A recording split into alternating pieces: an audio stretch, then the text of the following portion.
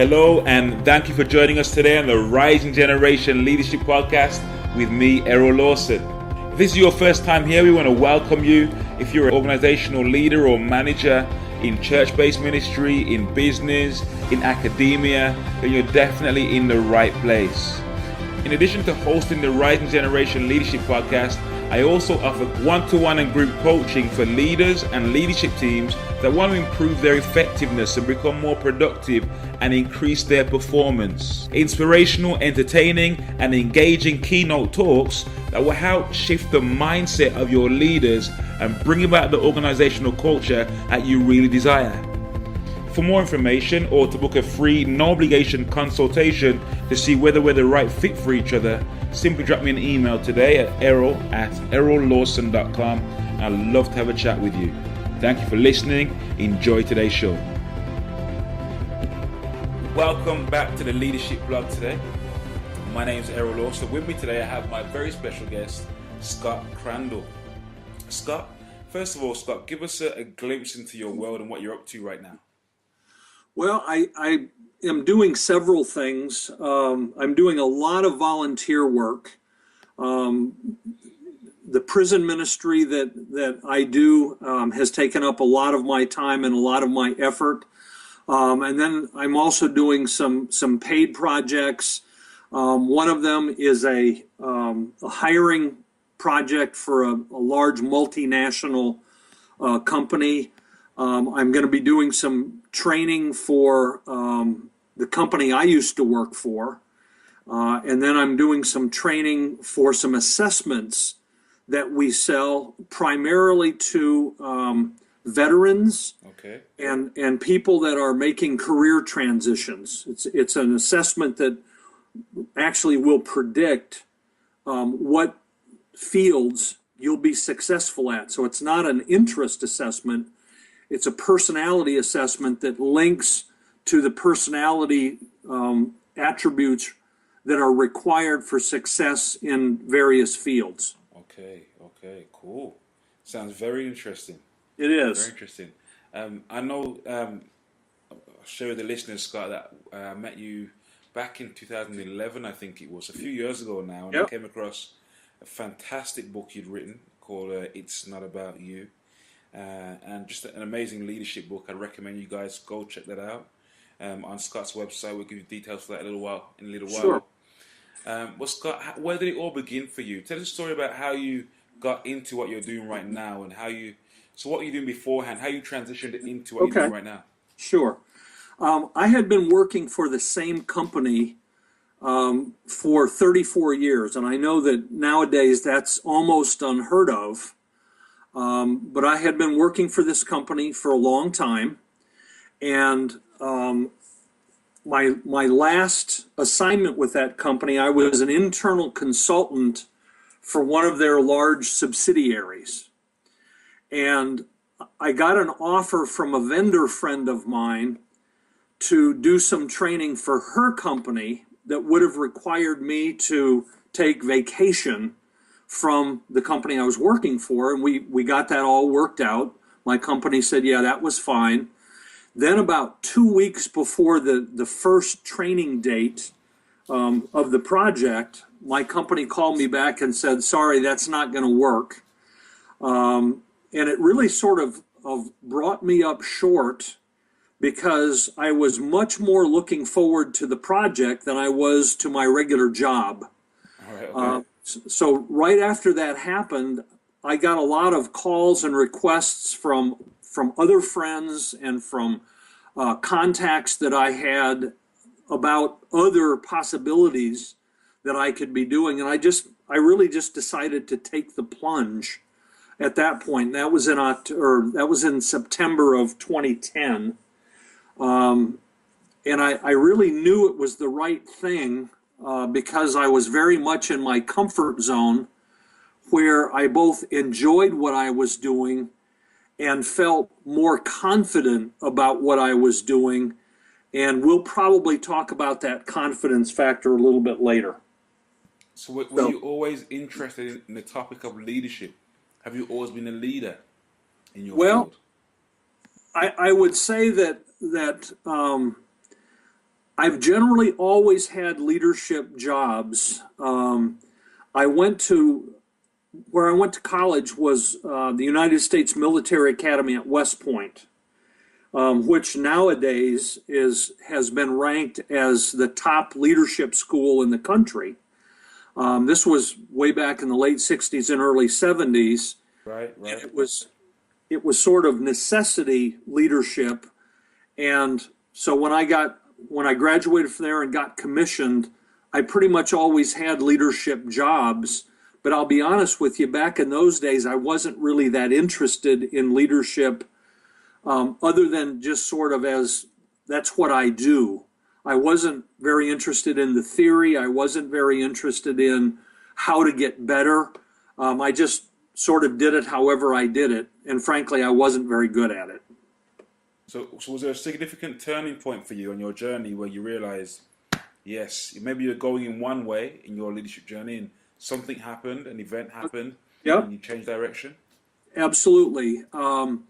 In my very first job following the military, I was working for the company that I spent 34 years at, and I had an absolutely terrible boss, and this was for several years.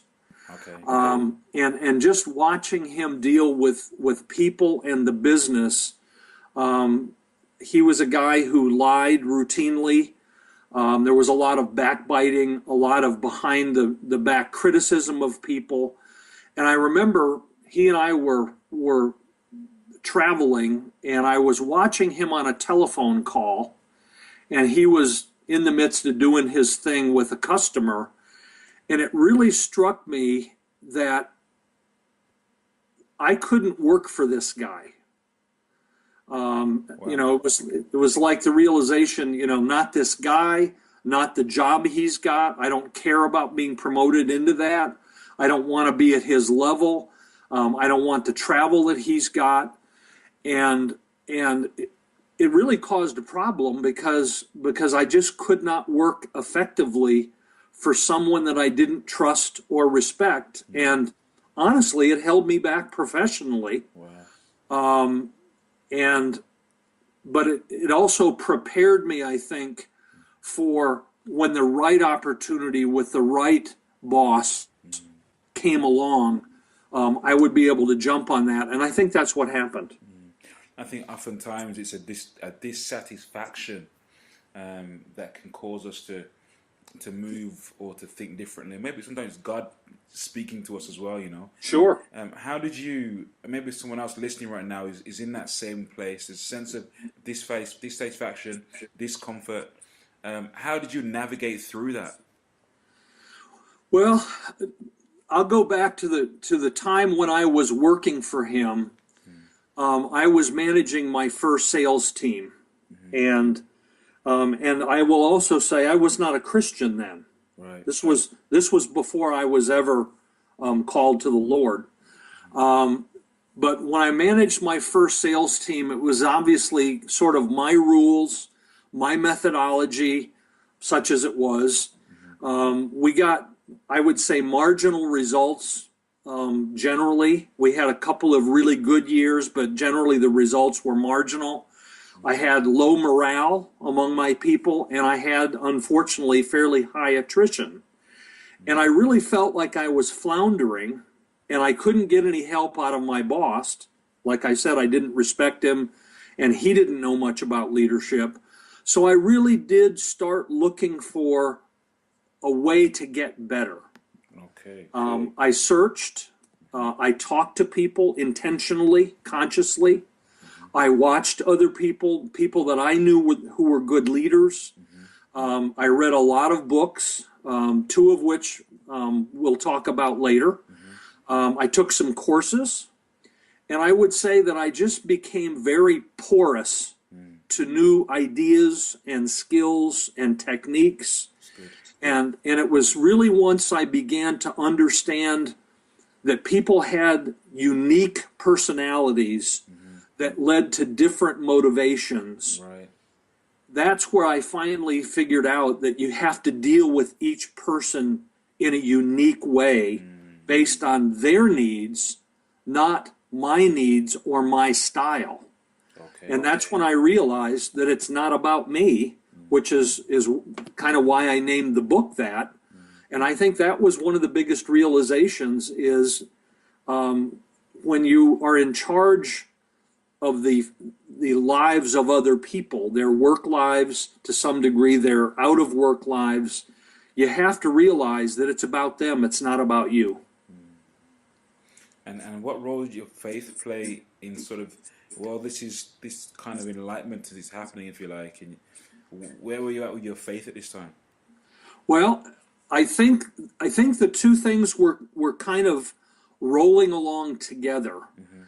Sort of right at the end of when I began to figure it out professionally was when I came to the Lord. Okay. And I don't think that was coincidental.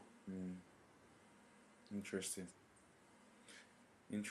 And sort of, I guess looking back over the whole leadership journey now, what has been your biggest challenge in leadership so far?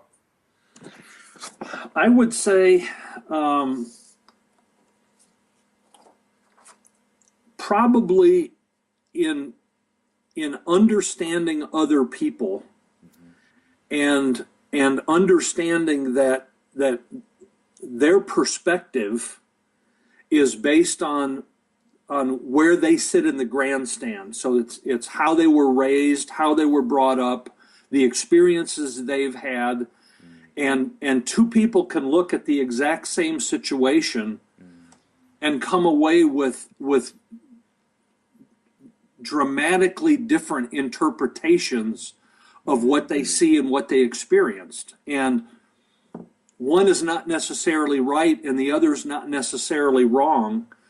And I think as the leader, you've got to be sensitive to understanding those differences in perspective and trying to navigate those differences, leverage those differences so that you can all work together to what you're trying to accomplish. Well, how did you overcome that? How can you give us an example maybe of a time that's a particular challenge for you and how you managed it? Well, I would say that it really happens almost daily. It happens a lot in my recruiting business when let's say I'm interviewing a client and he's got a very different take on a situation. I'll give him ask him to give me an example of how he handled something. And oftentimes the initial answer that the candidate gives is maybe not at all what I was looking for. And because of that, I'll probe it and ask for more information. And what I'll find out is that even though the perspective was different, the outcome was still what I was looking for. And I think that happens a lot. Okay, explain that. Well, I think that based on the way we've all come up, and again, going back to how we were raised and the experiences we've had, I think we tend to have expectations for how things should be. And when you're talking to another person who's got a dramatically different viewpoint from yours, maybe different values, certainly a different perspective, it doesn't mean that their perspective is wrong, and it also doesn't mean that they can't get to the same place, the same outcome that you're looking for. They just take a different road. And I think it was realizing that that was really sort of an eye-opener for me. Because it's very common in the recruiting world, Right. That happens. And I know that I've talked to other recruiters who maybe don't probe as hard and so don't get the advantage Right. of that different perspective. They just sort of, when they see that different perspective, they sort of cut them off that, well, this is not my kind of person. And It's a they're great not point, they're Scott. not suitable.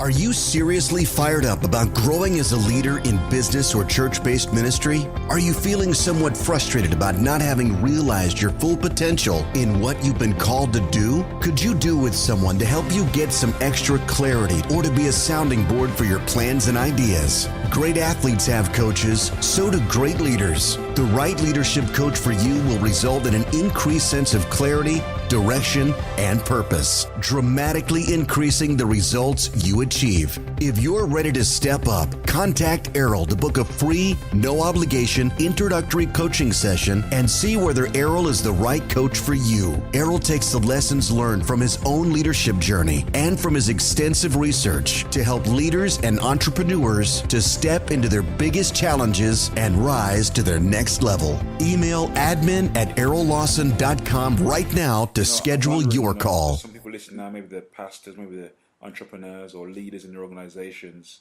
Do you see that potentially being an issue for somebody leading a team in a church or in a business? If they're a human being, it's an issue. Really. Can you relate it to that context for us? Well, I think that our basic human nature is self-centered.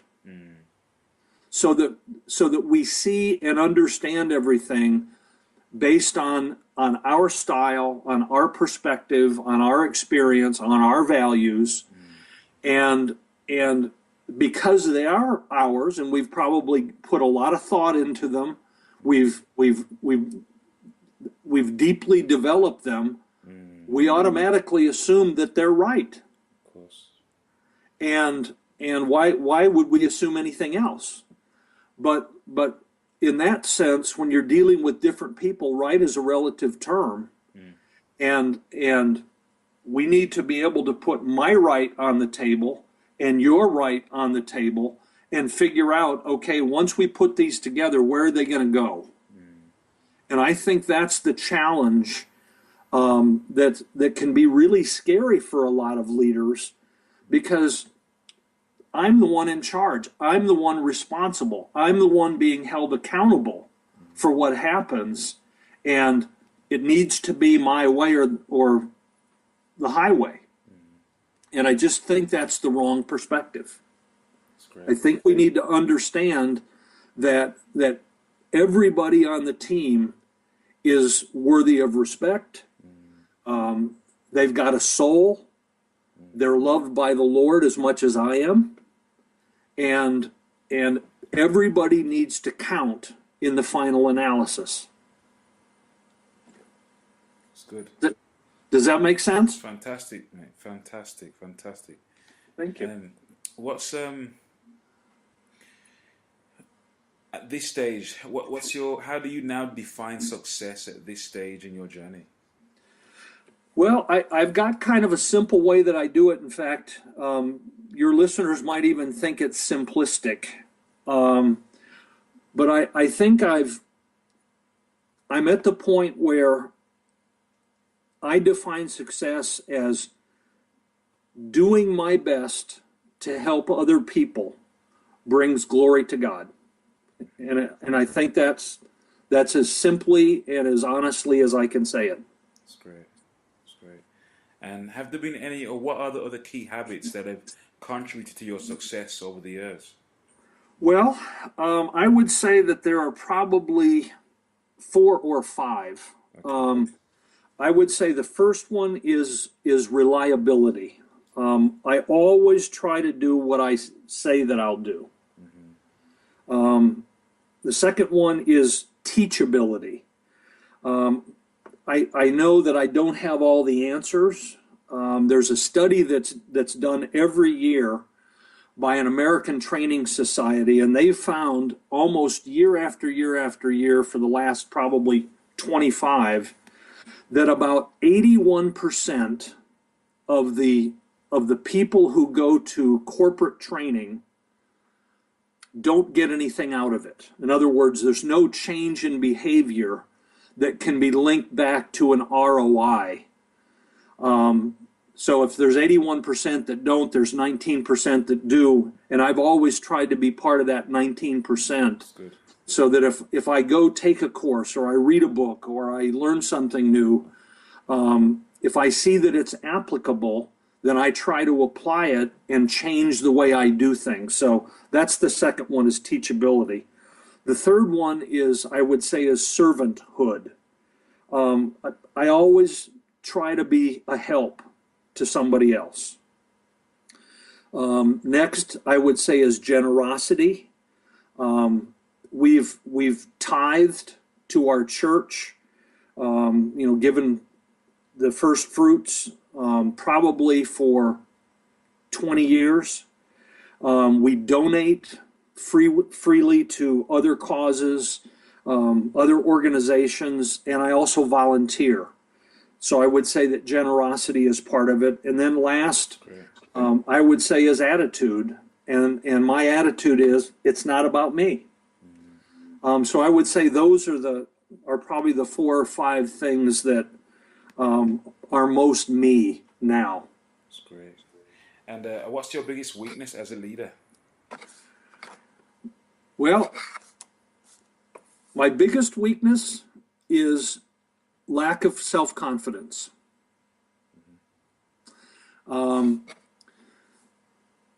Errol, I think that there are basically two types of people out on the extremes. There's a type of person who's often wrong but never in doubt. And there's a type of person who is often right, always in doubt. I'm more like that second type. I'm never altogether sure of myself. I hear you. So why is that a weakness? Well, because I maybe don't push as hard as I should sometimes to get my way, or to counter somebody else who is more confident that their way is right. And I know that's been a problem. And so I'm trying to expand my comfort zone where I am more confident, but it's always a struggle. I'm sure many people listening can relate to that, that feeling. I think if they're honest with themselves, they can. Yeah. How would you counsel that person who's listening right now who feels the same way? I would say be in prayer and try to expand those areas of deep comfort where you're good at what you're doing, what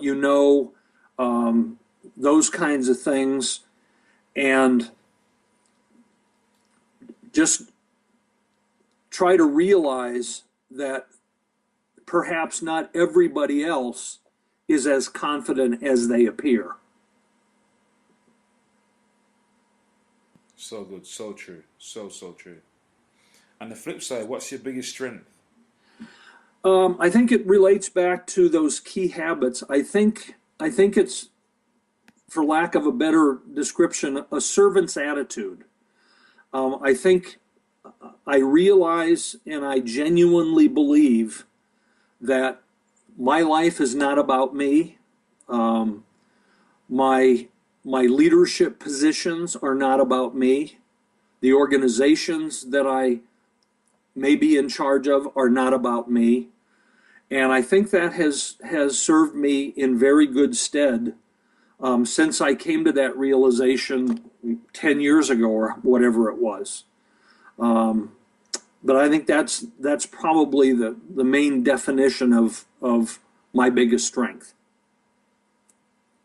Brilliant. Thank you, Scott. You're welcome. Some of this might overlap, but at the beginning of your journey in leadership, what was holding you back from going into, if anything at all, what was holding you back from going into leadership? Well, really nothing. As I told you, I went to West Point at the age of 17. I graduated at the age of 21 and became a second lieutenant in the Army. So from early on, I was a positional leader but I don't think I was a particularly good relational leader. Because I had the position, I was in charge, but I didn't really have an understanding of motivation, and I really didn't have any kind of a consistent philosophy and a leadership method. So I would say the lack of those things probably held me back from being effective as a leader. Sorry, say those again. So a consistent philosophy. Yeah, a consistent philosophy and a method for implementing that philosophy in the real world. Can you use an example of what a consistent philosophy might be? Well, I think it's understanding motivation and then learning how to be flexible so that my actions are reinforcing somebody else's motivation. One of my deep beliefs is that all motivation is self-motivation. You can use an example that I use when I teach, that most prisoners historically who have gone to their execution have walked. That's self-motivation. They haven't need to be carried or dragged or anything else. They walked. They're self-motivated. And I believe that everybody at the end of the day is self-motivated. You can only force people to do things for a very short term, and even at that, people can finally say, no, I'm not going to do that. And you can hold a gun to their head, philosophically or literally, and they may still say, go ahead, pull the trigger. I'm not doing that. And I think as a leader, once you understand that everybody is ultimately a volunteer, then you have to help them motivate themselves. That's your job. And I'm going to have to ask that question, how do we, because you made an interesting point there. Number one, that everybody is a volunteer. Now, in a volunteer-led organization, maybe like a church organization or a social organization of some sort, where people are not being paid, it's Right. very much about them buying into the leader and buying into the vision and them having some motivation from within. But when there is a financial incentive oftentimes or other incentive, it can be a different kettle of fish. Well, I'm not sure, Errol, I'm not sure that it is. Okay. I'm really not sure that it is. I think that even people who are being paid, that sort of becomes a given. And that's sort of, they rely on that. They know that that's there. But to do specific things that they're being called to do in their job, I think people don't link that to pay. I really don't. And I think that as leaders, we forget that people are self-motivated at our peril. And I think we have to, you talked a little bit about my book, It's Not About You, and there are a couple of chapters in there around the learning curve. In other words, how people develop skills and knowledge and that sort of thing. And that sort of is the heart of the book, because if you understand where somebody is in their development, that dictates what leadership style you should apply with them. Right. And if you apply the right style, in most cases, that will be what the person needs to then motivate themselves to do whatever it is you want them to do, and hopefully what they want to do. I get you. It's good. It's good, man. And so, I'm sorry. is it then? What I'm hearing, I guess, part of it is about it's core values. It's about connecting with people, finding out what their passions are, what their drivers are. Spending time with people, listening to people. And discovering what their motivations are and leading them accordingly. In fact, One of the things that I discovered, unfortunately, after I wrote the book, is I was taking a leadership class from the pastor of our church. Yeah. And he introduced something called the pyramid of leadership. At the top of the pyramid is what we're all held accountable for. It's results, right? And unfortunately, so many leaders just focus on the results and they leave the rest of the pyramid alone. Right. The base of the pyramid are relationships. And that typically comes from knowing the people. Knowing their story. Yep. Having respect, two-way respect, and trust. That forms the basis of relationships. Then what links relationships with results are the roles that we all play. And that's where this whole business of the learning curve and what people are trying to get better at, and how that links with the specific role that we play as a leader using our styles. Those things all go together. And I found that looking at leadership as this pyramid really, really makes a lot of sense. That's good. Who have been your most significant mentors on your leadership journey? Well, I would say that I've had four. There was a senior captain when I was in the Army who really taught me the craft of military intelligence.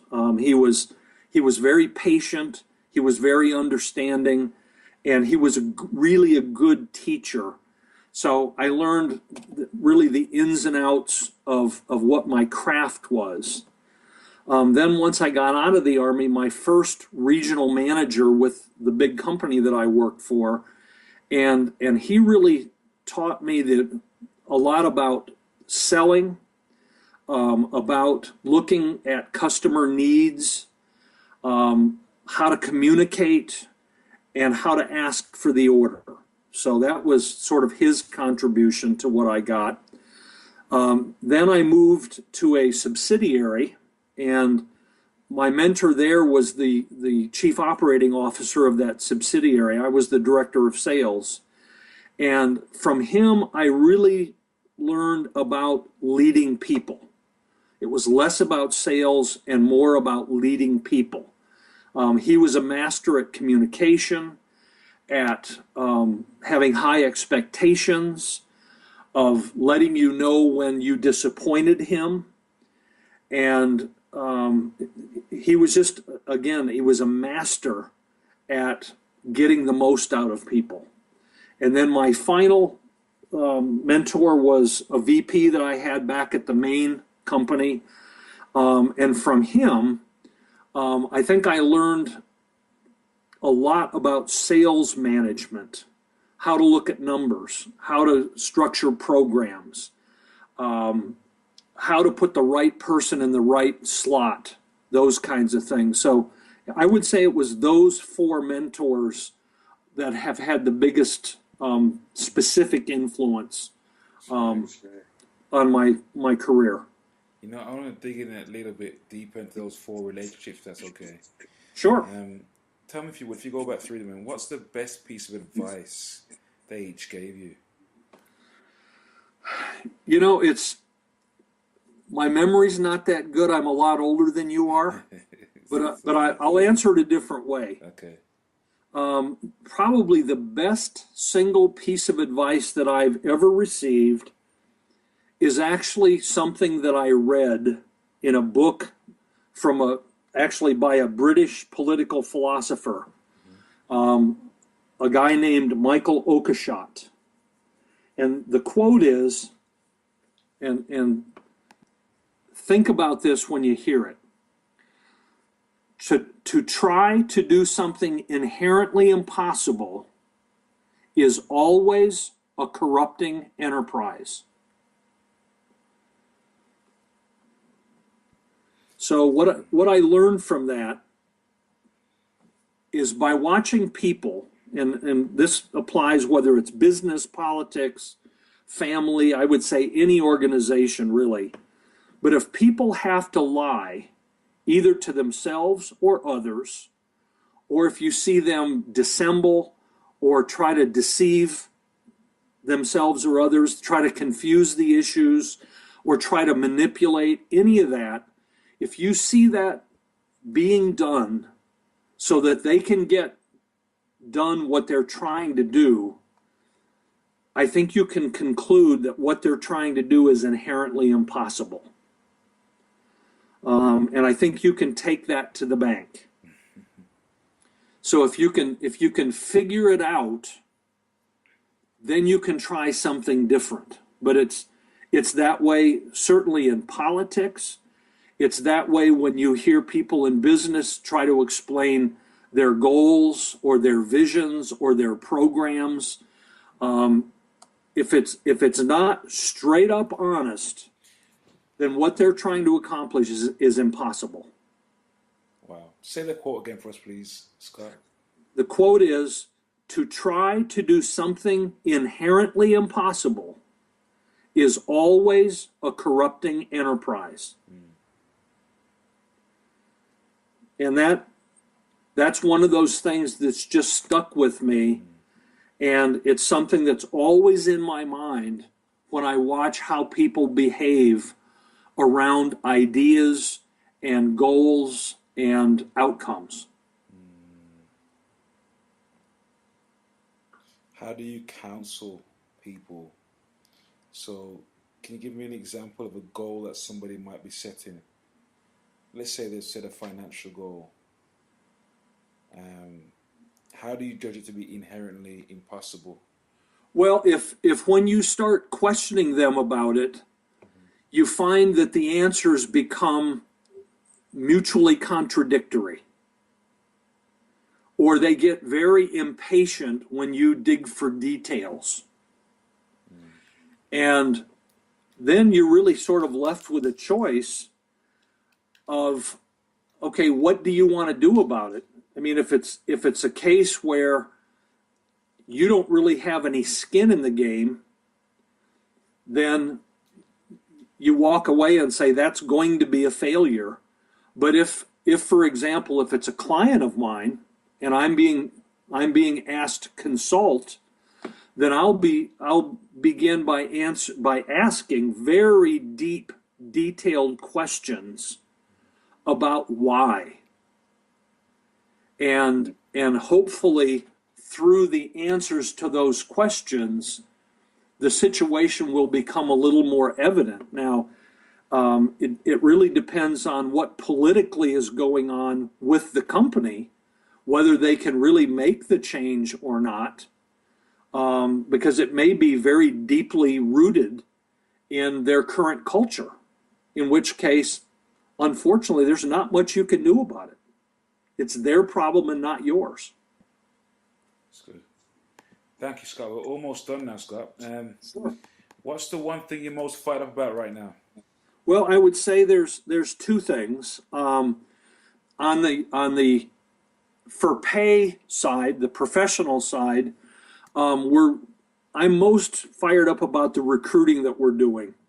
We're really becoming very effective at helping our clients find the right people. We have an assessment that we use that is by far the best thing I've ever seen. It can predict with over 95% accuracy, and in some situations as much as 99% accuracy, whether someone will be a fit for a specific job, which will lead to both high performance and retention. So I'm really excited about that on the one hand. And then on my volunteer side, I'm probably the most fired up about the prison ministry that we're doing. We present the gospel, and I also teach leadership inside of this maximum security prison that's fairly local to where I live. So those are probably the two things I'm the most fired up about right now. That's great. And is there a book or resource you'd recommend today to someone listening? Actually, there are two books that I would recommend. The first book is called The Servant, and the author is James Hunter. It's the best exploration and explanation of servant leadership that I think is out there. It's very simple. It's told in the form of almost of a novel, Okay. and it's marvelous. It's a fairly short book, but if you want to learn about servant leadership, that's the one I would start with. Then the second book is a book called The People Principle by a man named Ron Willingham. And that was sort of the book that changed my outlook and my understanding of motivation. He really understands this whole thing around motivation being self-motivation. And I would say it's the one book that really got me pointed in the right direction around leadership. Give us that title again, please. I'm just Googling these right now. It's called The People Principle. Right. It's good. Awesome. All right.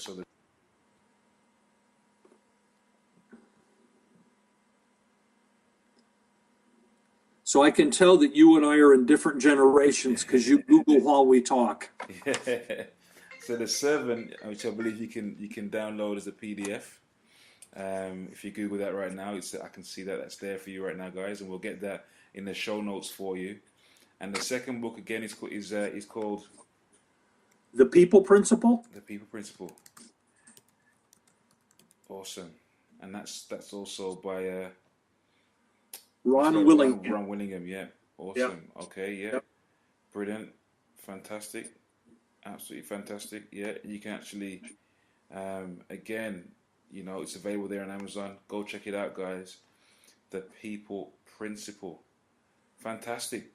Hey, Scott, thank you for your time today, man. Really appreciate your nuggets of wisdom and insight. How do we find out more about you, your work, your organization, your book? Where do we go? Well, I've got a website. It's www.trin-link.com. TRIN-LINC.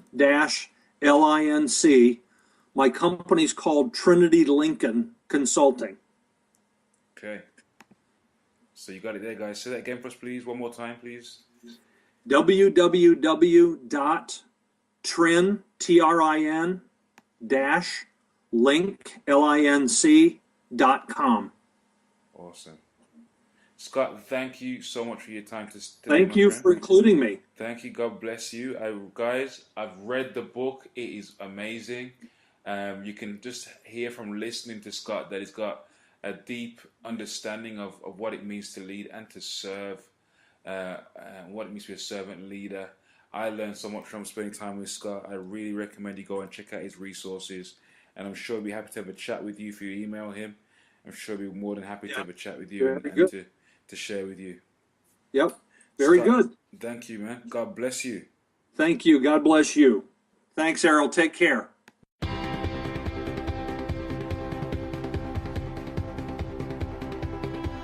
Thank you again for joining us today on the Rising Generation Leadership Podcast. I pray you've been inspired, you've been lifted, you've been encouraged to take your personal leadership to the next level. We really encourage you guys to just take action, make it happen, do something, start somewhere, go out and change the world in some way, big or small. Guys, if you've enjoyed the podcast today, please share with your friends, share with your loved ones, your colleagues, someone out there you think might benefit from hearing this great content. And if you want some more questions answering, you got a question, email me, Errol@errollawson.com. Or if you want a free 30 to 45 minute coaching session with myself around a leadership challenge or issue you're working on in your business, your church, or in your organization, please feel free to email me right away. We'll get you booked in. It's Errol@errollawson.com. Thank you again for listening. Go to our iTunes page, check it out, check out the previous episodes. Give us a nice review, that would be awesome. We really appreciate if you could do that for us. We really appreciate you just for being here and listening. Thank you so much. God bless you, and we'll see you on the next episode of The Rising Generation.